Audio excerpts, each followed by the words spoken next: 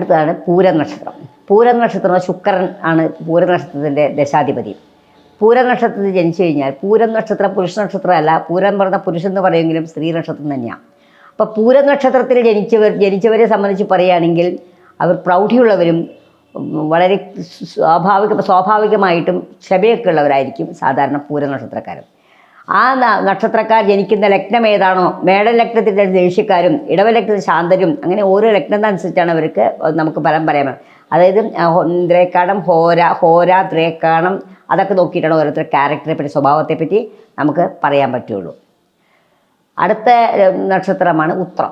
ഉത്രം അയ്യപ്പസ്വാമിയുടെ നക്ഷത്രം. ഉത്രം നക്ഷത്രം ജനിക്കുമ്പോഴും ശ്രദ്ധിക്കണം, ആദ്യത്തെ ദശയിലാണ് ജനനം, പിതാവിന് ബുദ്ധിമുട്ട് വരാം. അതുകൊണ്ട് പിതാവിൻ്റെ പേരിൽ എപ്പോഴും ശംഖാഭിഷേകവും ഒക്കെ ചെയ്യേണ്ടതാണ്. പിതാവിൻ്റെ സമയം കൂടി നമ്മൾ ദശാപഹാര ചിത്രങ്ങൾ ശ്രദ്ധിച്ചിട്ട് വേണം വഴിപാടുകളൊക്കെ ചെയ്യാനായിട്ട്. പാലാഴ്ചയ്ക്ക് പരിഹാരമായിട്ട് കർഹോമം ചെയ്യുക ശിവക്ഷേത്രത്തിൽ.